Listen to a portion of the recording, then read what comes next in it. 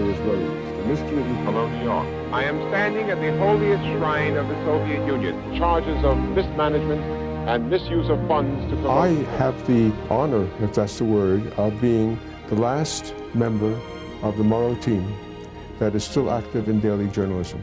And so I really feel as though I have the weight of that whole heritage on my shoulders. I embody the history of a large part of the century.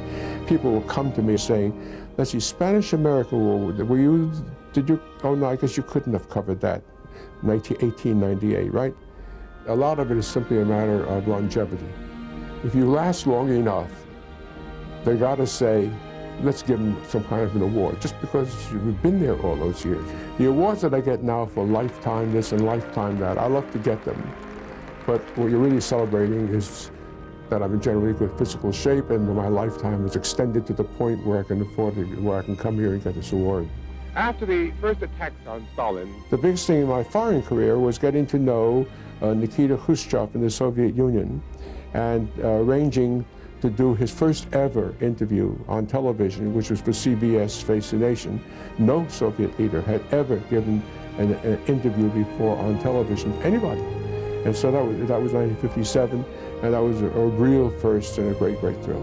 I was covering the Senate Watergate hearing when they introduced Nixon's enemies list, and I had to get on the air and read the names on that list with my own name at number 17 out of 20, and read it live on the air without having seen it before. And then, so that was probably the biggest domestic thing.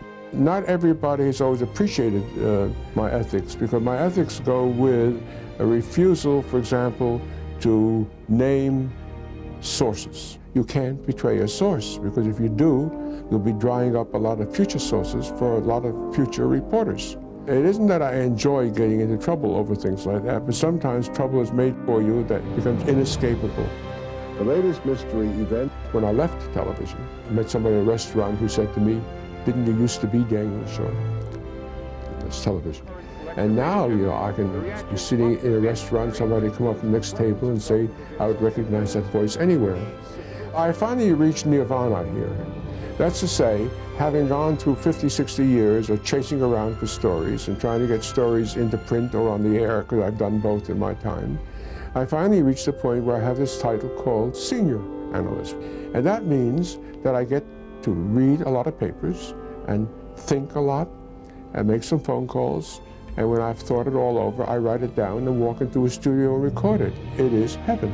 When I, in 1985, left CNN and said I'll spend my declining years doing quiet things at NPR, I had no idea of what would be happening today. More and more people are turning to radio and to public radio to get a sense of what's going on in the world. And so I don't feel now as though I'm doing quiet little things on the edge of this thing. I feel as though I'm right in the middle of what's going on.